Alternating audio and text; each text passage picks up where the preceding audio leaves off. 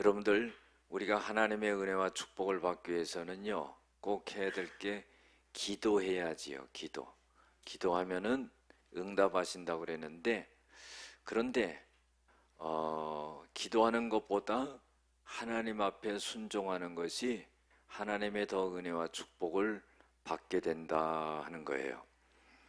우리가 아무리 기도한다 할지라도 하나님 앞에 순종하지 아니하는 자세는 하나님이 역사하실 수 없다 하는 겁니다.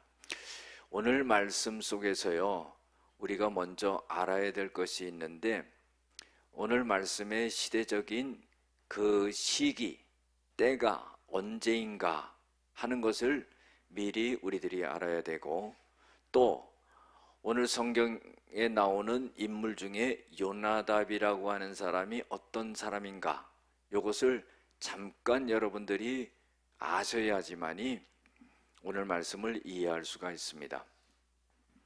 오늘 성경의 배경이 되는 그 때는 어느 때냐면은 유다 나라가 멸망하기 전입니다. 그러니까 유다 왕국은 왕이 20왕이 20왕이 즉위를 하였는데 18대 왕인 여호와김 왕 때의 일입니다. 이스라엘에게 있어서 위대한 왕 3명이 있어요.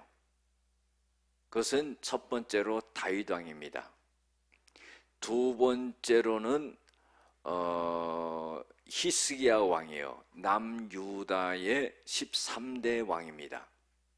그 다음에 16대 왕이 누구냐면 요시야 왕입니다. 이 세 왕이 남북 이스라엘을 합해서 가장 훌륭한 왕이에요. 그런데 16대 왕인 요시야 왕의 아들이 18대 여호와김 왕이라는 겁니다. 17대 왕은 여호아하스 왕인데 3개월밖에 왕위에 못 있었어요. 그래서 요시야 왕 아버지를 이어가지고 왕권을 잡아서 즉위를 한 사람이 바로 여호와김 왕이다 하는 거예요. 요 여호와김 왕 시대에 일어났던 일입니다. 그런데 그때 어떤 인물이 있었냐면은 요나답이라고 하는 인물이 있었어요. 이 요나답이라고 하는 사람은 레갑의 가문에 있었던 사람입니다. 그러니까 레갑 집안 식구예요. 레갑 가문에 속했던 사람인데, 이 레갑은 겐 족속이라고 하는 족속에 속해 있던 그런 가문입니다. 그러면 겐 족속은 어느 족속이냐? 우리가 성경 구약에 보면은요, 위대한 지도자가 나오죠. 그 사람의 이름은 모세입니다. 이 모세가 속한 이 족속이 바로 겐 족속이에요. 이 겐 족속은 미디안 족속이라고 하기도 합니다. 그럼 우리가 대충 이제 알게 되죠. 그러니까 이방 족속에 속했던 사람이고 이방 가문의 사람이었다 하는 거예요. 유다 족속이 아니었다 하는 거죠. 그런데 이 요나답이라고 하는 사람이 오늘 성경 본문에 나와서 하나님의 큰 칭찬을 받는 그런 역사가 일어났다는 겁니다. 어느 날 하나님께서 예레미야를 부릅니다. 예레미야야, 그런 거예요. 예, 하나님. 그러니까 하나님이 너는 이제 레갑 사람들의 가문에 가라, 그런 거예요. 그래서 그 사람들을 다 모아가지고 성전에 하나님의 아들들의 방으로 다 모이게 하라 그랬어요. 그래가지고 하나님이 말씀하시니까 레갑의 가문의 모든 사람들을 갖다가 전부 성전 안에 있는 하나님의 아들들의 방으로 다 모이게 했어요. 그래 가보니까 그게 뭐가 있냐면은 포도주 그 종자가 있고 종지가 있고 그 다음에 술잔이 딱 있는 거예요. 그리고 하나님이 예레미야에게 그 가문 사람들에게 그것을 마시게 하라 그러는 거예요. 그래가지고는 하나님이 시키는 대로 하는 겁니다.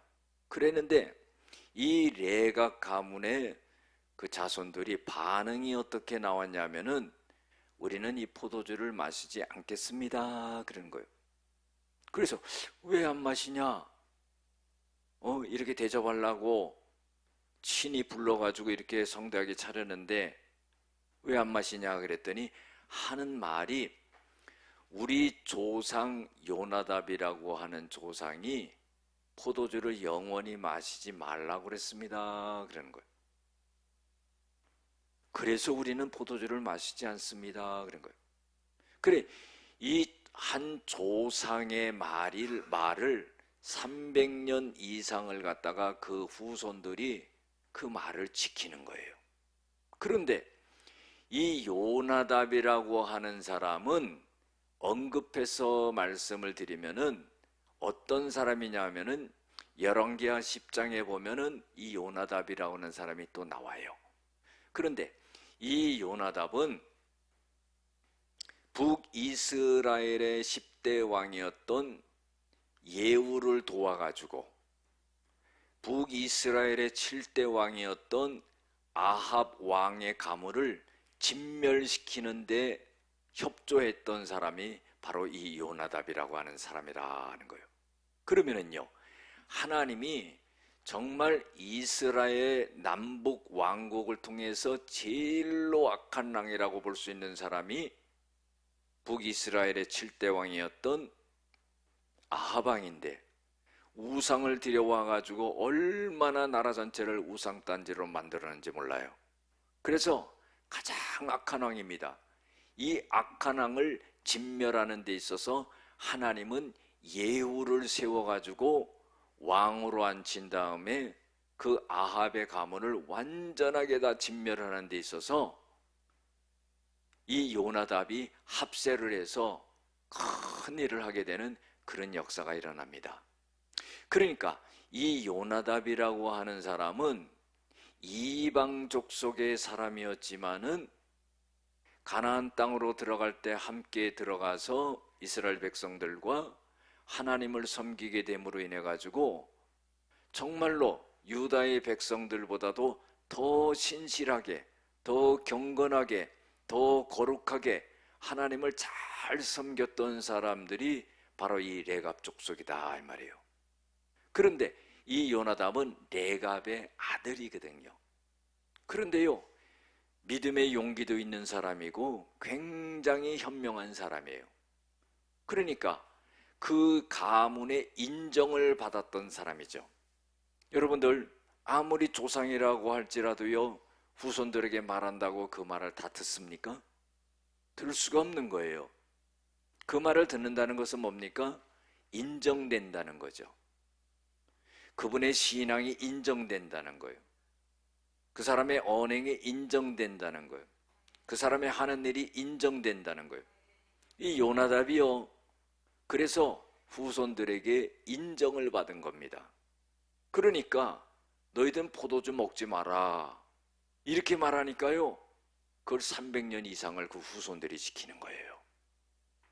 여러분들, 후손들이 직접 말을 듣지 못했다 할지라도요, 300년이 내려갔다는 것은 대단한 일이 아닐 수가 없습니다. 그래서 이 요나답이 신앙도 좋았고 또 지혜도 있었고, 그래서 후손들에게 인정을 받으면서 포도주 먹지 말라 하니까, 그래서 우리가 요나답의 말을 듣고 포도주를 먹지 않습니다. 또 그것뿐만 아니라 이 요나답이 우리에게 뭘 말해줬냐면은 집을 짓지 말라 그랬습니다. 여러분들, 사람이 살라고 그러면 집을 짓고 살아야 되잖아요.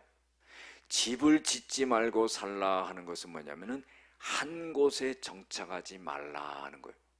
여러분, 사람이 살으면은요, 세월이 가면서 자기가 있는 곳에서, 지역에서 정착하면서 집을 짓고 그렇게 살아야 되는 거 아니겠습니까? 그런데요, 어떤 연유에서든지 이 요나답은 앞을 내다보면서 그 후손들에게 집을 짓지 말라 하는 거예요. 또 파종하지 말라 그랬어요. 땅에 뭘 뿌려가지고 먹고 살지 말라는 거예요. 아니, 이스라엘 백성들이 광야 40년을 생활을 하다가 가나안 땅에 들어가서 그제서야 비로 땅에다가 씨를 뿌려서 먹고 살거든요. 그러면은 이 이스라엘 백성들과 함께 가나안 땅에 들어갔던 이 레갑 족속이, 레갑 가문이 역시 마찬가지로 농사 지으면서 먹고 살아야 되는데 그렇게 하지 말라는 거예요. 씨를 뿌려가지고 걷어 먹지 말라는 겁니다. 그 다음에 하는 말이 포도원을 소유하지 말라 그러는 거예요. 여러분들, 뭔가 재산이 늘어나야 되잖아요. 먹고 사는 기반이 확장돼야 되잖아요. 그런데 포도원을 갖지도 말라는 거예요. 그리고 평생 동안 장막에 살아라 하는 거예요. 장막은 뭡니까? 텐트의 텐트. 그러니까 이 요나답이 자기 가문에게 말한 것은 뭐냐면은 너희들은 한 곳에 정착해 가지고 먹고 살지 말고 유목민으로 떠돌아다니면서 살아라 하는 거예요. 여러분들, 조상이 그 후손들에게 이런 말을 한다는 것은 그 좋지 않은 말이지요. 한 곳에서 정착해서 안정되게 번영해서 먹고 살아라, 이렇게 말해야지 좋은 건데 그런 것을 갖다가 하지 말라 그런 거예요. 여러분들, 왜 이 요나답이 후손들에게 그런 말을 했을까요? 앞을 내다봤기 때문이에요. 자, 그래서요, 어떤 일이 일어나게 되냐면은 바벨론의 느부갓네살 왕이 유다를 침공합니다. 침공할 때요, 그들이 칼과 활과 창으로 사람들을 막 죽이잖아요. 그런데 이 레갑의 가문은요, 얼른 짐들 싸, 그래가지고는 짐을 갖다 달랑 싸가지고 예루살렘으로 쏙 피해버려요. 그래서 살 수 있게 됐다는 거예요. 여러분들, 그렇다면은요, 이 요나답이라고 하는 사람이 얼마나 지혜가 있냐 말이에요. 유다 사람들과 예루살렘 사람들은 내가 아무리 말하고 내가 아무리 많은 선지자들을 그들에게 보냈지만은 그들은 나의 말을 듣지 않고 나의 교훈을 듣지 않고 그리고 내 말에 순종하지 않았다. 레갑의 가문은 한 조상의 말이라 할지라도 그 말을 철저하게 그 자손들이 지켰는데, 하나님인 내가 유다의 내 백성인 예루살렘에 사는 백성들에게 말했지만은 그들은 듣지 않았다 하는 거예요. 그러면서 하나님이 마음이 굉장히 섭섭했던 겁니다. 그래서 하나님께서는 내가 너희들에게 말한 것을 갖다가 너희들은 귀를 기울이지 아니하고 듣지 아니하고 나의 말에 순종하지 아니하였느니라, 이런 말씀을 하시는 거예요. 그러면서 레갑의 아들 요나단의 자손은 그 선조가 그들에게 명령한 명령을 행하였느니 이 백성은 내게 순종하지 아니하였도다 그런 거예요. 여러분들, 다른 사람의 말은 순종하지 않는다 할지라도요, 하나님의 말씀은 순종해야지 사는 거 아니겠습니까? 우리가 늘 살아가면서요, 마음속에 갖고 있어야 될 것은 뭐냐면은 하나님 나에게 말씀하여 주시옵소서, 그러면은 내가 순종하겠나이다, 이것이 필요하다는 거예요. 그런데요, 우리는 인간적으로 열심을 냅니다. 그런데요, 내 마음속에는 하나님을 순종하는 게 없어요. 그래서 우리의 인생이 힘든 거예요. 우리가요, 거꾸로 하지 말고 하나님의 말씀에 순종하면은요, 하나님이 나의 모든 영육간의 문제를 풀어주고 열어주신다는 거예요. 순서가 뒤바뀌어서는 안 되죠. 하나님이 얼마나 섭섭했으면은 예레미야를 불러서 이런 일을 했겠습니까?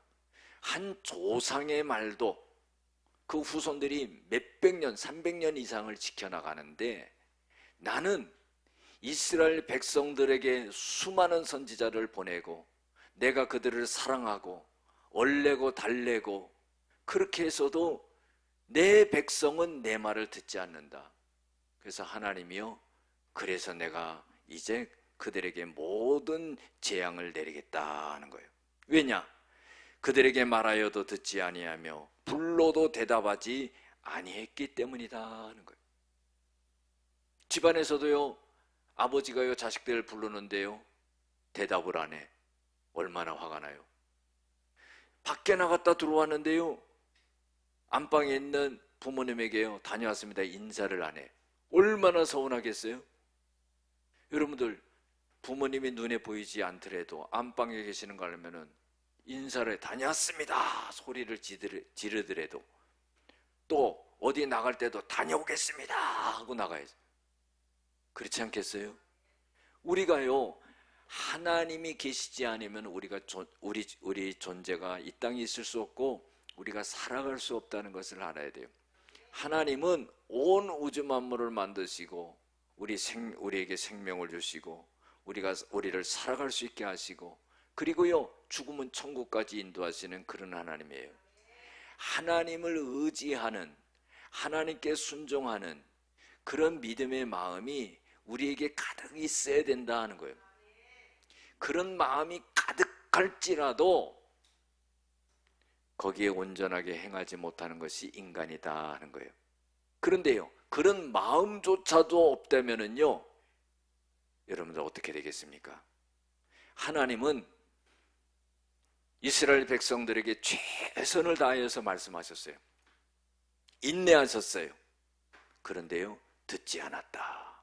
그래서 내가 너희들에게 재앙을 내리게 될 것이다 하는 거예요.